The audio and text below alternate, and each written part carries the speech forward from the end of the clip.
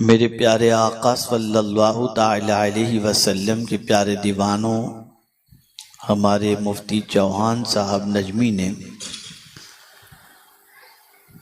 ये इत्तला हम तक पहुँचवाई कि हम आज कुरान मुक़द्दस से मुताल्लिक़ कुछ बातें आपकी समाअतों के हवाले करें। मैं चाहूँगा कि थोड़ी देर में अल्लाह की किताब की अज़मत और उसकी तिलावत की अज़मत से मुताल्लिक़ कुछ मारूज़ात आपकी समाअतों के हवाले करके आपके अंदर कुरान मुक़द्दस की तिलावत के जज्बे को पैदा कर सकूं, ताकि आपका ताल्लुक़ अल्लाह की किताब से हो जाए। और जब ताल्लुक़ अल्लाह की किताब से हो जाता है तो अल्लाह अज़्ज़ व जल्ल से भी इस किताब के ज़रिए ताल्लुक़ मजबूत हो जाता है। मेरे प्यारे आका सल्लल्लाहु अलैहि वसल्लम के प्यारे दीवानों, दुनिया में बहुत सारी किताबें आपको मिलेंगी, मुख्तलिफ मौज़ूआत पर मुख्तलिफ किताबें, हर मौजू का राइटर अलग मिलेगा।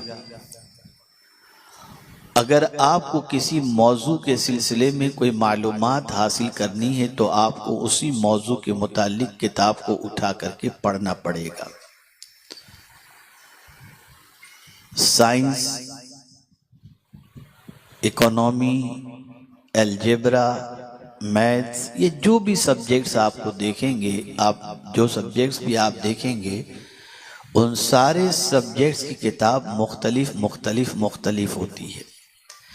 फिर उन सारी किताबों का मामला ये होता है कि एक ही सब्जेक्ट को जब आप पढ़ना शुरू करते हैं फर्स्ट में या सेकंड में, तो 12वीं तक पहुंचने तक अगर वो सब्जेक्ट आप कंटिन्यूज रखते हैं तो आपको उसके अंदर इजाफे के साथ किताब मिलती चली जाएगी। और पहले थोड़ी मालूमात, फिर उसके बाद ज़्यादा मालूमात, फिर उसके बाद महारत। लेकिन वो सारी किताबों को अगर जमा किया जाए तो उन किताबों के सफ़हात की तादाद हज़ारों में हो जाएगी। इसी तरह से आप मुख्तलिफ सब्जेक्ट्स को ले लीजिए, हिस्ट्री ले लीजिए, ज्योग्राफी ले लीजिए, सिविक्स ले लीजिए, मैथ्स ले लीजिए, हिंदी ले लीजिए, साइंस ले लीजिए, और फिर आप पहली से लेकर के 12वीं तक और 12वीं से लेकर स्पेशलाइजेशन करने तक अगर आप देखें और उन किताबों को जमा करें तो न जाने कितने हजार सफ़हात पर मुश्तमिल एक सब्जेक्ट की किताब होगी। लेकिन लाइब्रेरियों में जाकर के अगर आप देखें तो लाखों किताबें आपको मुख्तलिफ सब्जेक्ट्स पर मिलेंगी। और जब आप उन मुख्तलिफ सब्जेक्ट्स पर किताबों को लाखों की तादाद में जो मौजूद होती हैं आप पढ़ते चले जाएंगे तो भी सारी किताब आप पढ़ नहीं सकते और वो मकाम हासिल नहीं कर सकते। ए अल्लाह, तेरी अजमतों पर कुर्बान, एक ही किताब अता फरमाई है और उस किताब की शान ये बयान फरमाई, तिब्यानल लिकुल्लि शै, हर चीज का रोशन बयान इसके अंदर मौजूद है। आपको अगर माहिर अर्दियात होना है तो कुरान का मुताला कर सकते हैं, माहिर फलकियात होना है तो कुरान का मुताला कर सकते हैं, साइंस में एक्सपर्ट होना है तो कुरान का मुताला कर सकते हैं। कुरान के अंदर वो कौन सा इल्म है जो अल्लाह अज़्ज़ व जल्ल ने न रखा हो। हर चीज का इल्म अल्लाह अज़्ज़ व जल्ल ने इस किताब के अंदर रखा है। किताब एक ही है लेकिन सारे उलूम का मजमुआ ये किताब आपको मिलेगी। मेरे प्यारे आका सल्लल्लाहु ताला अलैहि वसल्लम के प्यारे दीवानों, और फिर इस किताब के जरिए तैयार करदा इंसानों की जिंदगी का अगर आप जायजा लें तो दुनिया में इस किताब के जरिए तैयार करदा इंसानों का मुकाबला दुनिया की बड़ी यूनिवर्सिटी में तैयार करदा इंसान जो है वो मुकाबला नहीं कर सकता। आज कैम्ब्रिज भी मौजूद है, ऑक्सफोर्ड भी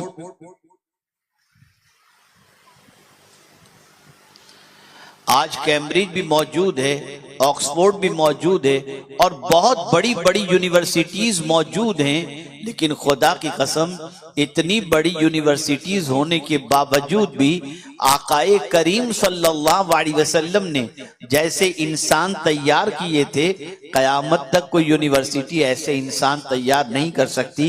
न सिद्दीक अकबर का कोई सानी तैयार हो सकता है, न फारूक आजम का सानी कोई तैयार हो सकता है, न उस्मान गनी का कोई सानी तैयार हो सकता है, और न मौला अली का सानी कोई तैयार हो सकता है। हुजूर ने ये तैयार किया कुरान के जरिए। अब आइए मैं आपको बताऊं, जिस आयत की तिलावत का मैंने शर्फ हासिल किया है वो आये करीमा दर हकीकत इंसान की नफ्सियात के एतबार से अल्लाह अज़्ज़ व जल्ल ने नाजिल फरमाई। दुनिया का हर इंसान कोई ऐसी तिजारत करना ही नहीं चाहता जिस तिजारत के अंदर घाटा हो। हर तिजारत करने वाला यही चाहेगा कि मैं ऐसी तिजारत करूं जिसमें नफा हो, और उसी नफे की लालच के अंदर इंसान तिजारत के लिए अपने पैसे लगाता है, लेकिन कुछ दिनों के बाद या दिवालिया हो जाता है या तरक्की कर जाता है। बहुत सारे लोगों की ये बात आपको सुनने को मिलेगी कि उन्होंने फला के साथ तिजारत शुरू की लेकिन दिवालिया हो गया, नया कारोबार शुरू किया, कैपिटल खत्म हो गई और कारोबार नहीं चल पाया। इस तरीके से रोजाना डूबते हुए ताजिरों की दास्तान आप सुनते चले जाएंगे। तो परवरदिगार जल्ल जलालहू ने इंसानों को पैदा किया तो इंसान की नफ्सियात से भी मेरा मौला जानता है, इसलिए कि उसी ने इंसान को जो नफ्सियात अता फरमाई वो खुद खालिक़े नफ्स खालिक़े कायनात है, तो वो इंसान की नफ्सियात को जानता है कि इंसान ऐसी तिजारत नहीं करना चाहता जिसमें खसारा हो। तो रब्बे कदीर ने फरमाया, आओ मैं तुम्हें बताता हूं वो कौन सी तिजारत है जिसमें कोई घाटा ही न हो, वो कौन सी तिजारत है जिसमें खसारा ही न हो, वो कौन सी तिजारत है जिसके अंदर टोटा ही न हो, वो कौन सी तिजारत है जिसमें कसाद ही न हो। तो अल्लाह अज़्ज़ व जल्ल ने फरमाया, इन्नल्लज़ीना यतलूना किताबल्लाह, बेशक वो लोग जो अल्लाह की किताब की तिलावत करते हैं, व अकामुस्सलाह और नमाज कायम करते हैं, व अनफकू मिम्मा रज़क़नाहुम सिर्रन व अलानिया, और हमने जो उनको अता किया उसमें से जाहिरी तौर पर और पोशीदा तौर पर अल्लाह के नाम पे खर्च करते हैं, ये ऐसी तिजारत के उम्मीदवार हैं जिसमें कोई घाटा है ही नहीं।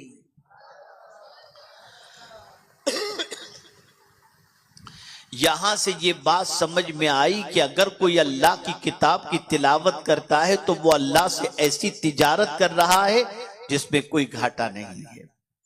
मेरे प्यारे आका सल्लल्लाहु तआला अलैहि वसल्लम के प्यारे दीवानों, अल्लाह अज़्ज़ व जल्ल की किताब की तिलावत ये इंसान की जिंदगी के अंदर बेपनाह जरूरी है। अगर मुसलमान कुरान मुक़द्दस की तिलावत का आदी नहीं बनता और कुरान मुक़द्दस से तिलावत को कुरान मुक़द्दस की तिलावत से अपने आप को दूर रखता है, तो उसकी पोजीशन ये है कि वो एक ऐसा दरख्त है जिसमें कोई फल मौजूद नहीं है, वो ऐसा फूल है जिसके अंदर कोई खुशबू मौजूद नहीं है, और उसकी जिंदगी में बहारें नजर नहीं आएंगी, उसकी जिंदगी के अंदर सुकून नजर नहीं आएगा, उसकी जिंदगी में इत्मीनान नजर नहीं आएगा। इसलिए कि अल्लाह की किताब की तिलावत इंसान को फरहत बख्शती है, अल्लाह की किताब की तिलावत इंसान के दिलों को सुकून अता फरमाती है, अल्लाह की किताब की तिलावत घरों के अंदर बरकतों के नुज़ूल का जरिया है।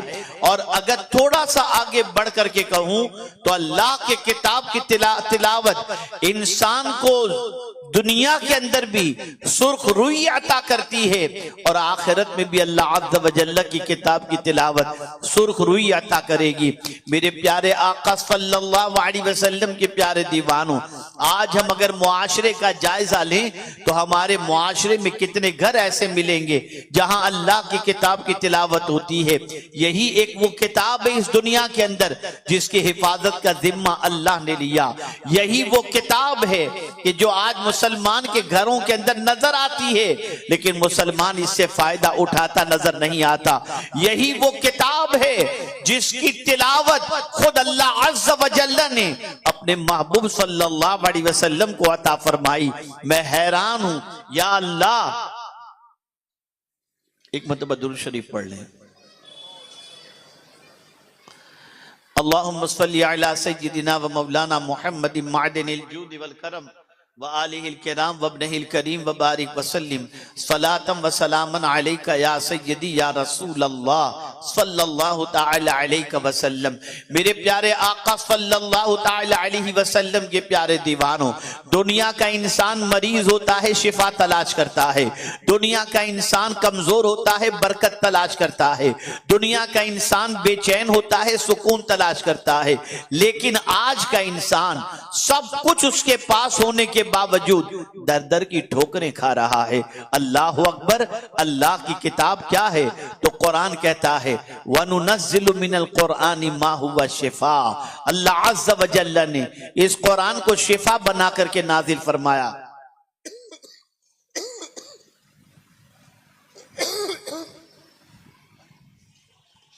ये किताब शिफा है।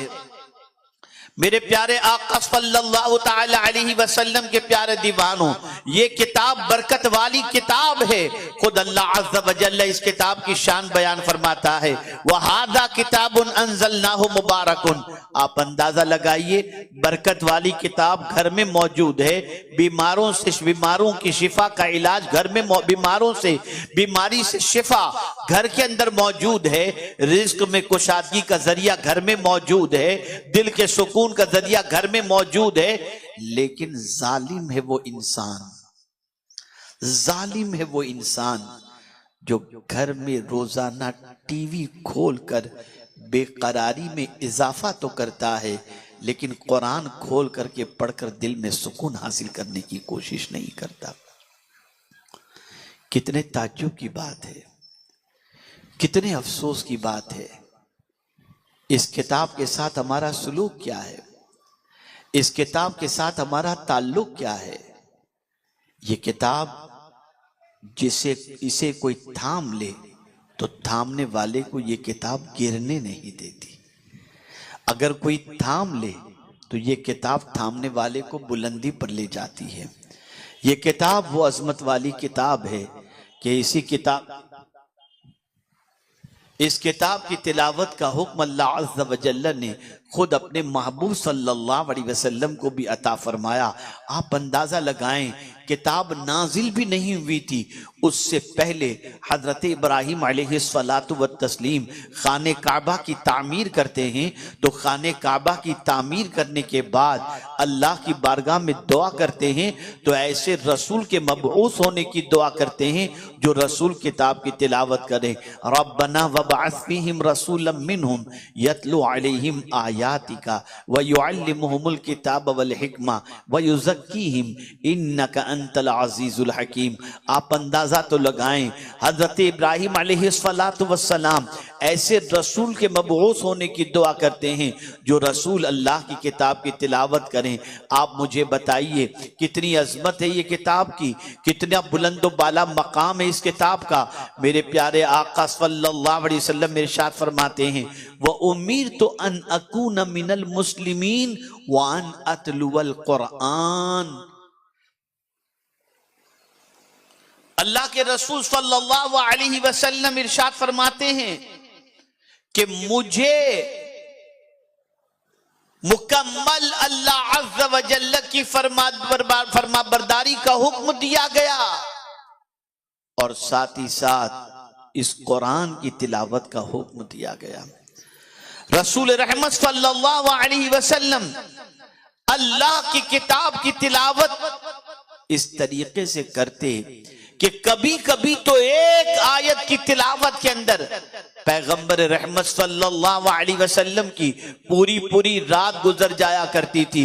ए रसूल आजम सल्लल्लाहु ताला अलैहि वसल्लम के दीवानों, आप अंदाजा लगाएं, अगर मैं थोड़ा सा बढ़ करके अर्ज करूं तो आपका ईमान मजीद ताजा हो जाएगा। यह किताब वो है कि इस किताब को परवरदिगार जल्ल जलालहू फरमाता है तिलका आयातुल्लाहि नतलुहा अलैकुम बिल हक,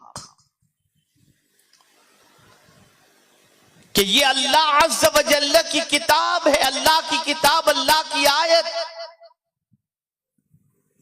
जिसको खुद परवरदिगार जल्ल जलालहू तिलावत अपनी शान के मुताबिक फरमाता है। मेरे प्यारे आका सल्लल्लाहु तआला अलैहि वसल्लम के प्यारे दीवानों, आखिर तिलावत करने से फायदा क्या होगा?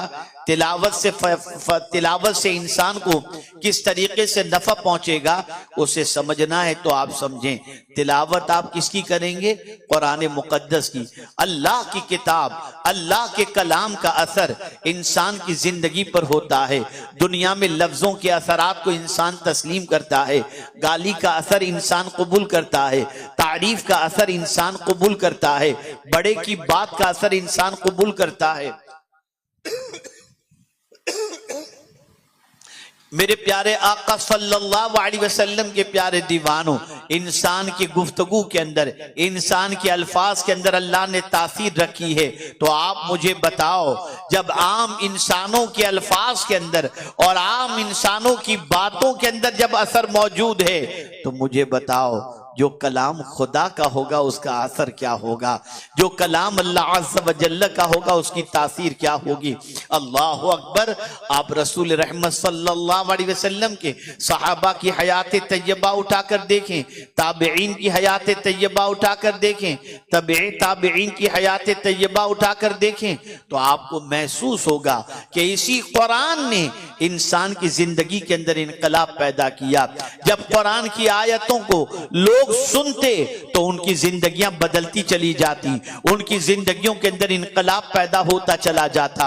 आप मुझे बताओ, आज मुसलमान शिकायत कर रहा है हमारी तबीयत में बेचैनी है, हमारे अंदर खौफ मौजूद है, हमारे अंदर बेरोजगारी का डर मौजूद है, हम बीमारी से बाहर निकल नहीं पाते हैं। बहुत सारी चीजें इंसान आज कहता हुआ नजर आता है। लेकिन मैं पूछना चाहता हूं, ए रसूल आजम सल्लल्लाहु अलैहि वसल्लम के दीवानों, अल्लाह अज़्ज़ व जल्ल ने एक ऐसी किताब हमें अता फरमाई है, उस किताब के अंदर हर प्रॉब्लम का सॉल्यूशन अल्लाह ने रखा है। आप जरा सोचो, अल्लाह अकबर। मेरे प्यारे आका सल्लल्लाहु अलैहि वसल्लम के प्यारे दीवानों, मैं थोड़ा सा तकलीफ के हवाले से जिक्र करूं। अल्लाह अकबर। आप अपने घर के अंदर मौजूद हैं, बिजली चली गई, गर्मी महसूस हो रही है, आपको तकलीफ महसूस हो रही है। आप उस तकलीफ के इजाले के लिए पंखे का इंतजाम, अगर बिजली चली गई है तो जनरेटर का इंतजाम करेंगे, इन्वर्टर का इंतजाम करेंगे और इसके जरिए अपनी गर्मी को दूर करने की कोशिश करेंगे। कभी आपके जहन में ये बात आई कि आपको अगर तकलीफ हो रही है, पंखा नहीं है, बिजली नहीं है, इन्वर्टर नहीं है और इसी के साथ साथ अगर आपके पास जो है जनरेटर भी नहीं है, तो हो सकता है कि आप पीर हो तो आपका कोई मुरीद आपको पंखा झेलना शुरू कर दे। हो सकता है फरमाबरदार बेटा हो तो वो आपको ठंडक पहुंचाने की कोशिश करे। हो सकता है कि किसी न किसी एतबार से आपको ठंडक का इंतजाम यहां पर कर दिया जाए। लेकिन कभी आपने सोचा कि कब्र की तारीक वादी में जब हम जाएंगे तो यकीनन वहां पर कोई बिजली का कनेक्शन नहीं होगा, वहां कोई लाइट नहीं होगी, वहां पर कोई ठंडक का इंतजाम नहीं होगा, वहां जनरेटर का कनेक्शन नहीं होगा। कभी आपने महसूस किया कि वहां की तकलीफ कैसे दूर होगी? थोड़ा सा समझो, ताकि समझने के बाद आपके अक्ल के दरीचे खुल जाएं और आप थोड़ा सा महसूस कर सकें। कब्र की तकलीफ ज्यादा है या घर में बिजली न होने की वजह से जमीन के ऊपर की तकलीफ ज्यादा? तो आपने कहा हर शख्स यही कहेगा, जमीन के ऊपर की तकलीफ कोई बड़ी तकलीफ नहीं है, कब्र की तकलीफ बहुत बड़ी तकलीफ है। छोटी सी जगह और पत्थर और ईंट और मिट्टी डाल करके इंसान चले जाते हैं, वहां कोई आने वाला नहीं होता, कोई दोस्त नहीं, किसी से फरियाद नहीं कर पाते। वहां की तकलीफ बहुत ज्यादा तकलीफ है। यहां तो ऐसा है, अभी बिजली गई आ सकती है, थोड़ी देर में इंतजाम हो सकता है, लेकिन जब हम कब्र में जाते हैं तो वहां के लिए कब तक हम पड़े रहेंगे ये भी नहीं मालूम, हम ये भी नहीं जानते। कोई राहत की सामग्री वहां पर नहीं, कोई राहत का इंतजाम नहीं। लेकिन परवरदिगार जल्ल जलालहू अन्हु ने अपनी किताब और रसूल आज़म सल्लल्लाहु अलैहि वसल्लम ने कुरान मुकद्दस के जरिए और कुरान मुकद्दस की अजमत को समझाते हुए इस किताब की अजमत को बयान करते हैं। अल्लाह अकबर। आप जानते हैं जो जमीन के ऊपर कुरान की तिलावत करता है तो आप देखेंगे कुरान की तिलावत करने वाला फ्रेश रहा करता है, कुरान की तिलावत करने वाले के चेहरे पर नूर रहता है, कुरान की तिलावत करने वाले के दिल पर सुकून रहता है, कुरान की तिलावत करने वाले का दिल बहार में रहता है, कुरान की तिलावत करने वाला सुकून और इत्मीनान की जिंदगी गुजारता है। अब वो शख्स जो जमीन के ऊपर कुरान मुकद्दस की तिलावत करता था, अब कब्र के अंदर कोई दोस्त तो दिल बहलाने नहीं जाता, कोई दोस्त राहत पहुंचाने नहीं जाता, लेकिन मदीने के ताजदार सल्लल्लाहु अलैहि वसल्लम के इरशाद का मफहूम है कि जो जमीन के ऊपर कुरान की तिलावत का आदी होगा, जब वो मर करके कब्र में पहुंचेगा तो यही कुरान उसके दिल को बहलाता हुआ नजर आएगा, उसके दिल को सुकून की दौलत अता करता नजर आएगा। मैं हैरान हूं, जमीन के ऊपर तो राहत का तुम इंतजाम करते हो, जरा कब्र के अंदर भी राहत का इंतजाम कर लो, वहां की भी तो फिक्र करो, वहां के बारे में भी तो सोचो।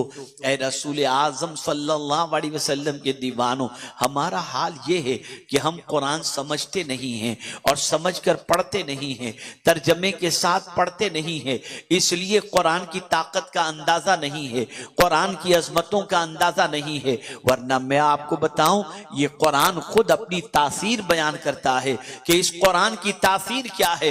तो अल्लाह इरशाद फरमाता है, वइज़ा तुलियत अलैहिम आयातुहु ज़ादतहुम ईमाना, जब उन पर कुरान की आयत तिलावत की जाती है तो नहीं है, तो हमारा नारा गलत नहीं है कि गौसे पाक का दामन नहीं छोड़ेंगे, रसूल आज़म सल्लल्लाहु अलैहि वसल्लम का दामन नहीं छोड़ेंगे, ये अपनी जगह मुसल्लम है।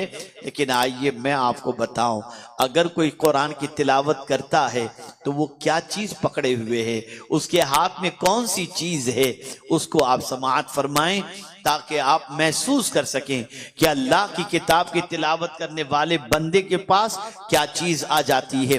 अल्लाह के रसूल सल्लल्लाहु अलैहि वसल्लम ने फरमाया, एक रस्सी है जिसका एक सिरा, रस्सी है, रस्सी का एक सिरा अल्लाह अज़्ज़ व जल्ल के दस्ते कुदरत में है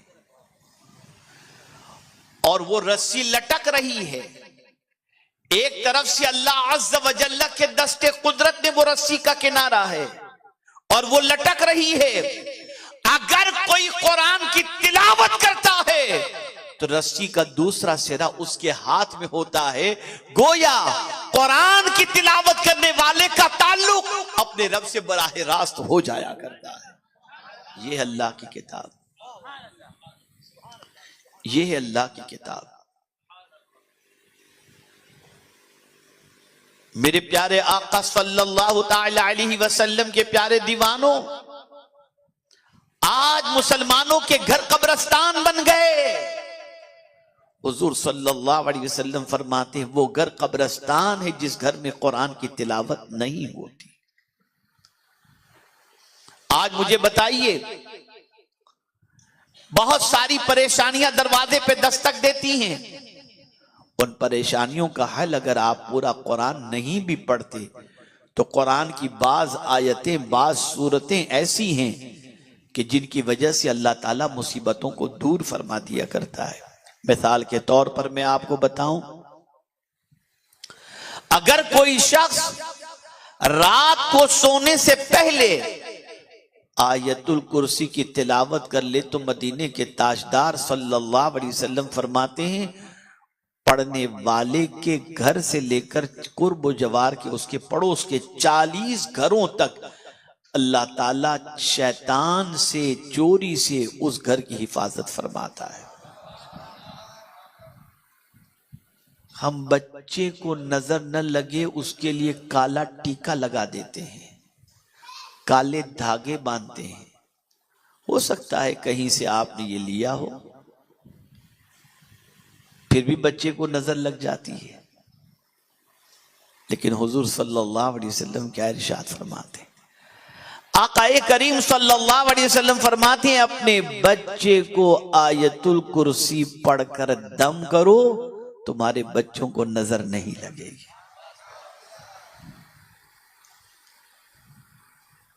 जब एक बार आयतुल कुर्सी पढ़ने का ये फायदा है, तो जब कोई पूरा कुरान पढ़ता होगा तो उसको कितना फायदा पहुंचेगा। मेरे प्यारे आका सल्लल्लाहु अलैहि वसल्लम के प्यारे दीवानों, ये किताब बड़ी अजमत वाली किताब है, ये किताब बड़ी रिफात वाली किताब है। इस किताब के दामन को थामने वाला इंसान दुनिया और आखिरत में सुरखरुई हासिल कर लेता है। इसीलिए अल्लाह की बारगाह के अंदर दुआ की जाती है, अल्लाहुम्मरज़ुक़नी तिलावतल कुरान आना अल-लैल व आना अन-नहार वजअलहु ली हुज्जतन या रब्बल आलमीन। अल्लाहु अकबर। अब आइए मैं आपको और थोड़ा सा समझाता हुआ चलूं।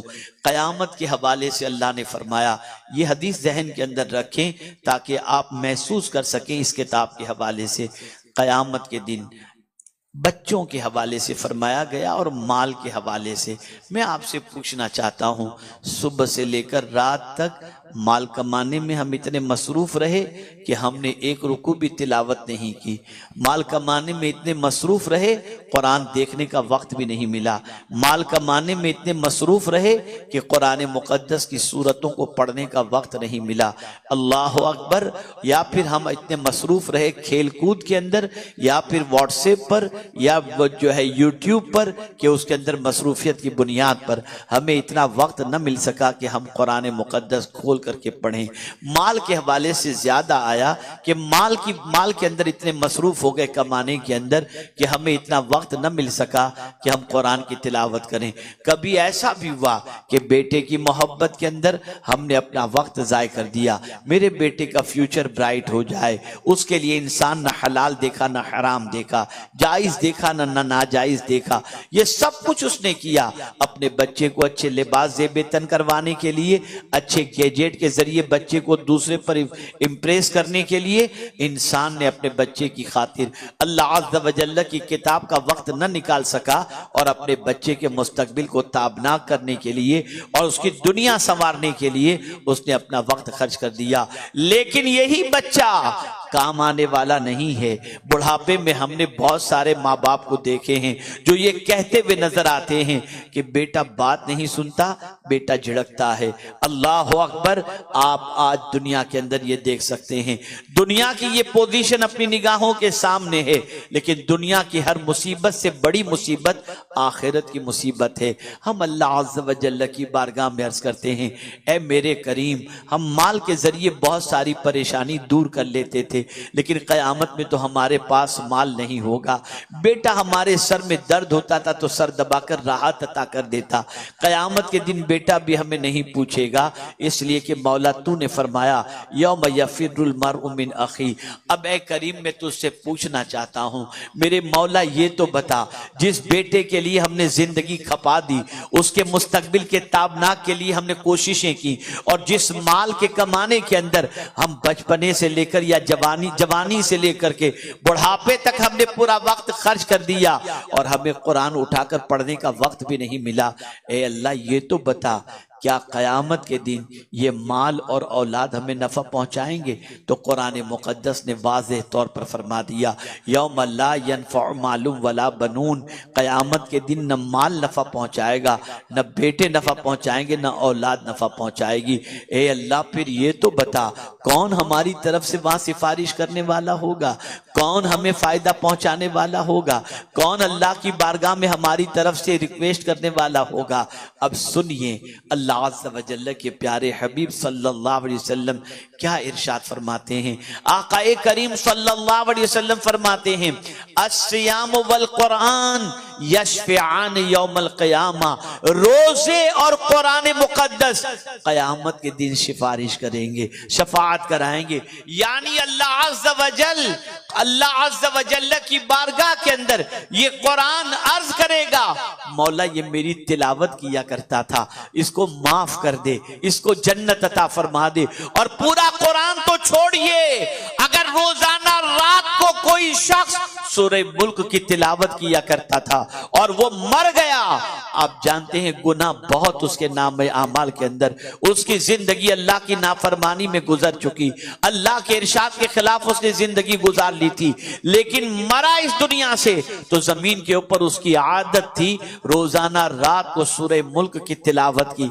अब जब उसे कब्र के अंदर रखा जाएगा, अल्लाह अल्लाह, कब्र में आदाब के फरिश्ते जब आएंगे और मैदान महशर में जब उठाया जाएगा और वहां उसके शामत आमाल की बुनियाद पर जब परवरदिगार की तरफ से उसे जहन्नम में जाने का हुक्म सुनाया जाएगा, यही सूरह मुल्क अल्लाह की बारगाह में खड़ी हो जाएगी, हाजिर होगी, अर्ज करेगी मौला इसे जहन्नम में न डाल।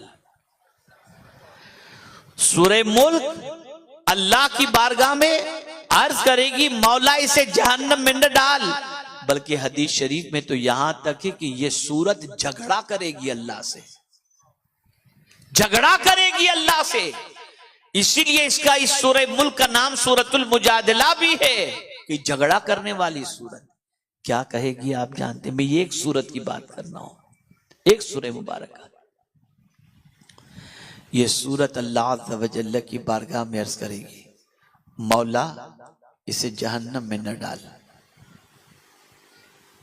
अल्लाह अज़्ज़ व जल्ल उस बंदे के गुनाहों के बारे में जब फरमाएगा तो ये सूरत अर्ज करेगी मौला मेरी सिफारिश कबूल फरमा, और अगर तू मेरी सिफारिश कबूल नहीं करता तो मुझे अपनी किताब से निकाल दे, कुरान से निकाल दे। अल्लाह सूरह मुल्क की सिफारिश को कबूल फरमाकर सूरह मुल्क पढ़ने वाले की अल्लाह ताला बख्शिश फरमा देगा। कहां हो आप? घंटों वीडियो देखना, घंटों गुनाहों में गिरफ्तार रहना, घंटों यूट्यूब पर और व्हाट्सएप पर मसरूफ रहना, और इतना भी वक्त नहीं कि अल्लाह की किताब को पढ़ूं। इस किताब की तिलावत करने वाला कभी घाटे में नहीं रहता, इस किताब की तिलावत करने वाला कभी खसारे में नहीं रहता। इस किताब की तिलावत करने वाले को अल्लाह अज़्ज़ व जल्ल उरूज अता फरमाता है, बुलंदी अता फरमाता है। और अब सुनिए, सिर्फ पढ़ने वाला ही नहीं, अगर किसी ने अपने बच्चे को कुरान पढ़ाया, कुरान सिखाया, उस पर अमल का जज्बा उसके अंदर पैदा किया, जानते हैं हदीस मुबारका में क़यामत के दिन अल्लाह अज़्ज़ व जल कुरान मुक़द्दस पढ़ने वाले और उस पर अमल करने वाले बच्चे के माँ बाप को ऐसा लिबास अता फरमाएगा कि उस जैसे लिबास का दुनिया में तसव्वुर भी नहीं किया जा सकता। ऐसा लिबास क़यामत में अता फरमाएगा।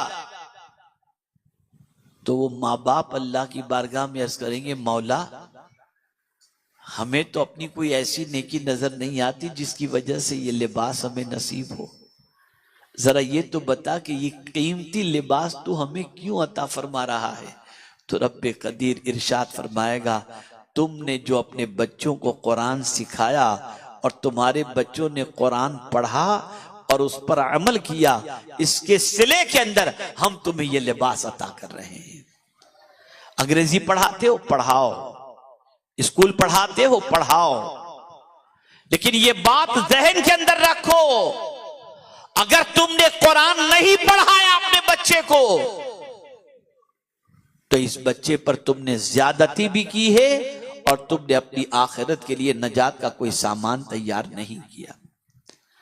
ए रसूल आजम सल्लल्लाहु ताला अलैहि वसल्लम के प्यारे दीवानों, इसलिए सहाबाए किराम अलैहिमुर रिज़वान कुरान की तिलावत में इतने मसरूफ होते कि मैं आपको क्या बताऊं, एक जंग के मौके पर रसूल किरामी वक़ार सल्लल्लाहु अलैहि वसल्लम के सहाबा काफिले की शक्ल में वापस लौट रहे थे। एक मकाम पर जब पड़ाव डालना हुआ तो फिर यह तय हुआ कि काफिले की निगहबानी कौन करेगा, काफिले की देखभाल कौन करेगा, पहरा कौन देगा। इसलिए कि कोई भी नहीं जगता होगा तो दुश्मन हमला कर देगा, इसलिए काफिले वाले सो जाएं और काफिले की पहरादारी कोई करे।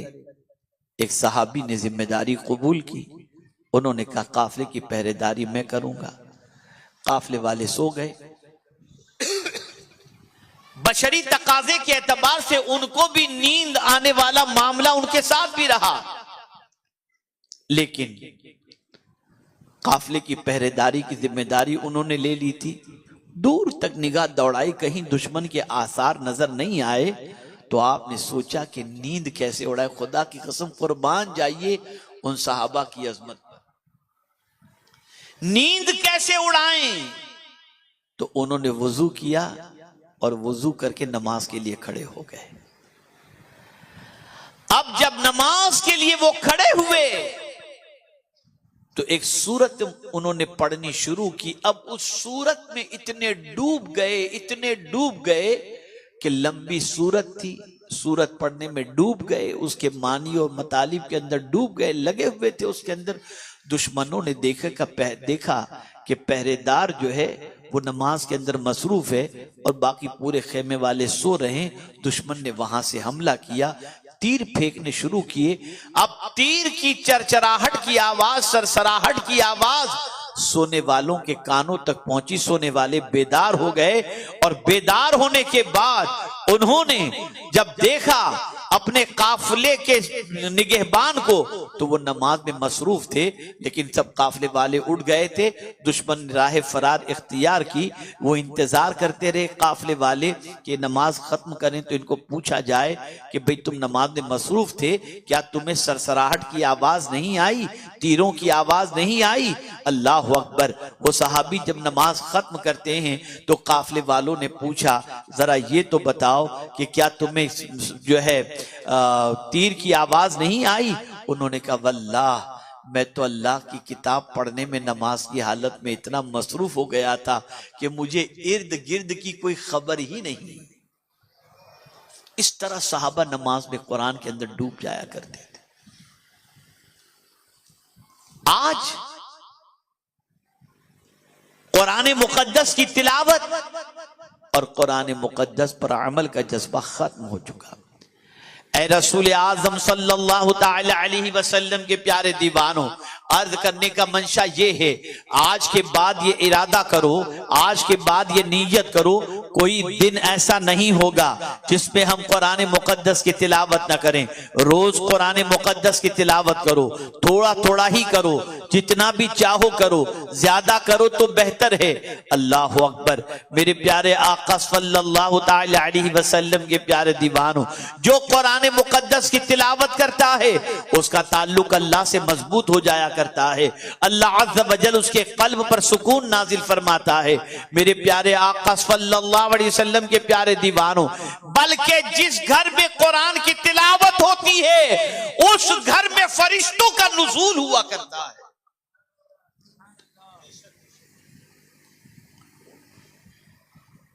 आप अल्लाह की किताब की तिलावत को अपनी आदत बनाएं और फिर तिलावत